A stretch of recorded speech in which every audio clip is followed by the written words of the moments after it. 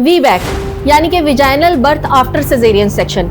अगर हम सादा अल्फाज में बात करें तो बड़े ऑपरेशन के बाद नॉर्मल डिलीवरी, क्या ये मुमकिन है? और अगर ये मुमकिन है तो ये किस तरह से मुमकिन है?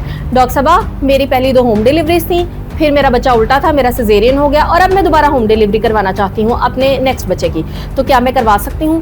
प्लीज़ वीबैक की ट्रायल लेने से पहले ये वीडियो लाजमी देखिएगा। ये बिल्कुल मुमकिन है वीबैक, लेकिन इसकी कुछ शराइत हैं, इसकी कुछ प्री रिक्विजिट्स हैं जो आपके लिए पूरा करना लाजमी है, क्योंकि ये आपकी और आपके बच्चे की सेफ्टी के लिए बहुत ज़रूरी है। अगर आप ये तमाम इन्फॉर्मेशन जाने बगैर और एक सेफ तरीके को समझे बगैर वीबैक की अटैम्प्ट करते हैं तो इसमें बहुत बड़ा रिस्क भी है। क्या रिस्क है? जो प्रीवियस स्कार है आपकी यूट्रस पे, यानी कि जो बच्चेदानी पे कट है, वो फट सकता है और उसके फटने की वजह से ना सिर्फ आपके बच्चे की लेकिन आपकी जान भी खतरे में है। तो काइंडली जब भी कोई चीज़ अटेम्प्ट करें तो उसके बारे में प्रॉपर नॉलेज लेके उसको एक अच्छे रीजनेबल साइंटिफिक तरीके से अटेम्प्ट करें। इसमें सेफ्टी मार्जिन बहुत अच्छा है लेकिन थोड़ा सा रिस्क मार्जिन भी है और आपको ये दोनों चीज़ें पता होना बहुत ज़रूरी है। अगर आप इन क्राइटेरिया को पूरा करते हैं तो सर्टनली आप वीबैक की ट्रायल ले सकते हैं। तो आज की हमारी ये वीडियो इस सब के बारे में है। बिस्मिल्लाहिर्रहमानिर्रहीम, अस्सलाम वालेकुम। मेरा नाम डॉक्टर ज़हरा वसी है और आज हम बात कर रहे हैं विजाइनल बर्थ आफ्टर सिजेरियन यानी कि बड़े ऑपरेशन के बाद नॉर्मल डिलीवरी यानी कि वीबैक की। ये टर्म आजकल बहुत कॉमन है माशाल्लाह। आजकल हमारे जो पेशेंट्स हैं वो बहुत पढ़े लिखे पेशेंट्स हैं, उन्हें मोस्टली टर्म्स का पता होता है और वो आके हमसे पूछते भी हैं। लेकिन नीम हकीम ख़तरा जान, जब भी इंफॉर्मेशन लें पूरी इन्फॉर्मेशन लें, शुरू से एंड तक उस टॉपिक के बारे में जानें और देन आप उसको अटैम्प्ट करने की कोशिश करें। तो आज हम इस सब के बारे में बात करेंगे। अच्छा, टर्म तो मैंने आपको बता दी कि वीबैक का मतलब क्या है, यानी कि विजाइनल बर्थ आफ्टर सिजेरियन, बड़े ऑपरेशन के बाद नॉर्मल डिलीवरी। क्या ये मुमकिन है? इसके कुछ प्री रिक्विजिट्स हैं, यानी कि इसकी कुछ एसेंशियल्स हैं जो आपको पूरे करने हैं। अगर आप वो पूरे करते हैं, वो क्राइटेरिया पूरा करते हैं तो ये सर्टनली मुमकिन है। सबसे पहली बात कि ये एक सिजेरियन के बाद मुमकिन है, एक से ज़्यादा सिजेरियन के बाद मुमकिन नहीं है। इवन अगर हम यूरोप की बात करें, रॉयल कॉलेज की बात करें, इंग्लैंड की, यूएस की, वो लोग नॉर्मल डिलीवरी को बहुत ज़्यादा सपोर्ट करते हैं। वो लोग बहुत कंजर्वेटिव है, इन्वेसिव यानी कि सर्जरी और इस तरह की चीज़ों को वो लोग पसंद नहीं करते। लेकिन उनकी गाइडलाइंस में भी लिखा है कि सिर्फ एक सिजेरियन के बाद आप नॉर्मल की अटैम्प्ट करें, 2 या उससे ज़्यादा के बाद मत करें। अब आप कहेंगे हमने तो केसेस देखे हुए हैं। देखें, केसेस मैंने भी देखे हुए हैं, हमने किए भी हुए हैं, 3 के बाद भी किए हुए हैं, लेकिन ये बहुत रेयर केसेस होते हैं। जो हम बात करते हैं वो हम बात करते हैं जनरल पब्लिक की, क्योंकि आपको पता है ट्यूबें बंद होने के बाद भी बच्चे हो जाते हैं, बीटीएल के बाद भी पेशेंट्स कंसीव कर लेते हैं, जिनको हम कॉपर्टी प्लेस करते हैं। वो आपने एक इमेज देखा होगा, एक बच्चा डिलीवर होता है, सर पे कॉपर्टी होती है। तो रेयर इंसिडेंसेस हर जगह होते हैं। अल्लाह ताला की कुदरत जो है वो इंसान की अकल से आगे है, ये उसकी एक हिकमत है। लेकिन जो हमने बात करी है वो हमने जर्नल बात करनी है।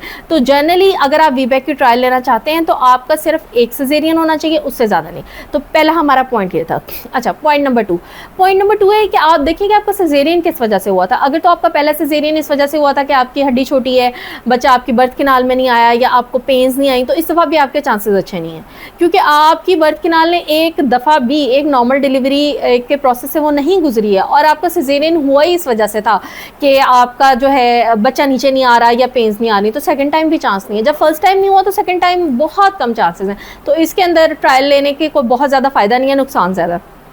तीसरी चीज़ ये है कि आप नॉर्मल डिलीवरी के जितने भी क्राइटेरिया उसको पूरा करते हैं। बच्चे की पोजीशन ठीक है, पानी ठीक है, ग्रोथ ठीक है, सब कुछ ठीक है, बच्चा बिल्कुल एक हेल्दी नॉर्मल स्टेट में, तब आप इसकी ट्रायल ले सकते हैं। अच्छा, आगे पॉइंट नंबर 4, चौथी चीज़ जिसका आपने ख्याल रखना है कि जब भी आप वीबैक की ट्रायल लें तो इसमें नेचुरल लेबर बेहतर है, यानी कि आपको कुदरती दर्दें आए, बच्चा को बखुद हड्डी में फिक्स हो, नीचे आए, बर्थ किनाल में आए और डिलीवर हो जाए। इसमें अगर आप गोलियां रखवाएंगे यानी कि इंडक्शन लेंगे या फिर आप दर्दों को तेज़ करवाएंगे यानी कि ऑगमेंटेशन लेंगे तो उसमें रप्चर के चांसेस बहुत ज़्यादा है। रप्चर का मतलब ये है कि जो पिछला कट लगा हुआ है बच्चेदानी पे वो फट जाएगा और बच्चा बाहर आ जाएगा। आपके और बच्चे दोनों के लिए ये ख़तरनाक सिचुएशन है, एक लाइफ थ्रेटनिंग कंडीशन है, यानी कि आप दोनों की जान को खतरा है। तो अगर बिल्कुल नेचुरल लेबर है तो उसमें आप ले सकते हैं। अच्छा, इसमें सबसे फेवरेबल पॉइंट क्या है? सबसे अच्छा और फेवरेबल पॉइंट ये है कि पहले आपकी कोई नॉर्मल डिलीवरीज हैं, जैसे किसी पेशेंट की पहले 1 या 2 नॉर्मल डिलीवरीज हैं, फिर तीसरा बच्चा किसी वजह की वजह से सिजेरियन हो जाता है, बच्चा टेढ़ा है या उल्टा है या इस तरह की कोई भी वजह। अब उसका जो उससे अगली प्रेगनेंसी है जिसमें वो हमारे पास प्रेजेंट की है, उसमें सारे प्री रिक्विजिट्स जो अभी हमने डिस्कस किए हैं वो पूरे हैं। तो अब वो इसके लिए बहुत अच्छे फेवरेबल चांसेस हैं क्योंकि उसकी बच्चेदानी एक दफ़ा इस प्रोसेस से गुजर चुकी है। तो ये सबसे अच्छा एक फॉर्म है वीबैक की। अच्छा, इन सारी चीज़ों का आपने ध्यान रखना है कि आप ये सारे क्राइटेरिया पूरे करें। अब सबसे इम्पॉर्टेंट बात, अच्छा, यूरोप में होम बर्थ का बहुत ज़्यादा कॉन्सेप्ट है, हमारे से ज़्यादा कॉन्सेप्ट है, लेकिन वहाँ पे एक प्रॉपर एजुकेटेड होम बर्थ होती है। कैसे? उनके प्रॉपर रॉयल कॉलेजेस हैं, मिडवाइफ्स के हैं, एलएचवीज़ के हैं, वो प्रॉपरली क्वालिफाइड होती हैं। देखिए, हर चीज़ की ना कुछ डिमांड होती है, कुछ प्री रिक्विजिट्स होते हैं। आपने अगर मिडवाइफरी भी करनी है या एलएचवी भी करनी है तो उसके लिए भी आपकी अब डिग्रीज़ हैं, आप वो लें। अगर सिर्फ आप बिल्कुल कुछ देख कर या कुछ प्रैक्टिस की बेस पे करते हैं तो उसमें गलती के चांसेस बहुत ज़्यादा हैं। तो अगर आपकी पहले होम बर्थ्स हुई भी हुई हैं और उनका एक्सपीरियंस बहुत अच्छा रहा है तो चलें, अच्छी बात है, अल्लाह ताला ने आप पे अपना करम किया। लेकिन वी बैक के अंदर कभी भी आपने होम बर्थ पे नहीं जाना। उसकी वजह क्या है? उसकी वजह ये कि वी बैक की एक रिक्वायरमेंट है जिसे हम कहते हैं कॉन्टीन्यूस एक्सटर्नल फीटल मॉनिटरिंग, यानी कि हम सीटीजी लगाते हैं बच्चे के ऊपर। मुसलसल बच्चे के दिल की धड़कन हम जितनी देर पेशेंट लेबर में रहता है उतनी देर चेक करते हैं। और उसकी वजह क्या है कि जब अगर आपके प्रीवियस कार में कोई मसला आता है, वो थोड़ा सा बारीक हो जाता है या वो रप्चर होने वाला होता है, या बच्चे में कोई मसला आता है तो फ़ौरन सीटीजी ख़राब होने लग जाती है, एबनॉर्मल सीटीजी।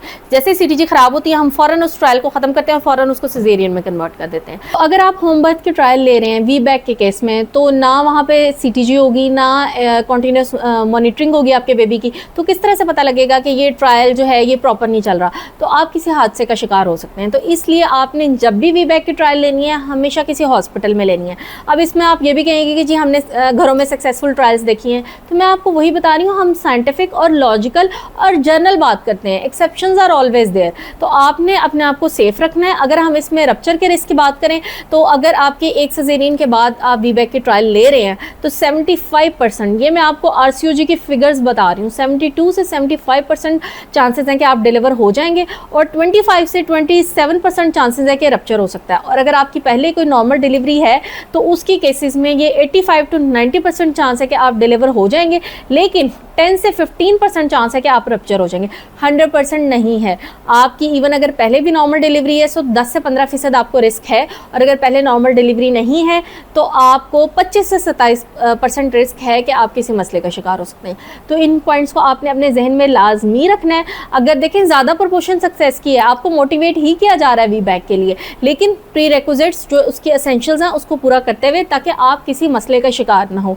ये जितनी भी हम वीडियोस बनाते हैं ये बेसिकली एक एजुकेशनल कंटेंट है, एक ऑथेंटिक एजुकेशनल कंटेंट है, इसी वजह से कि आपको इन चीज़ों के बारे में नॉलेज हो और आप मसाइल का शिकार होने से बच जाएं। तो आई होप ये इन्फॉर्मेशन आपके लिए यूज़फुल साबित होगी। आपने इसे आगे लाजमी पास ऑन करना है सदका जारिया को जहन में रखते हुए, और हमारे लिए लाजमी दुआ करनी है। हज का महीना है, अल्लाह ताला आपके लिए, हमारे लिए, तमाम मुसलमानों के लिए, इनफैक्ट तमाम इंसानियत के लिए आसानियाँ पैदा करे। बहुत शुक्रिया। ईद मुबारक, हज मुबारक।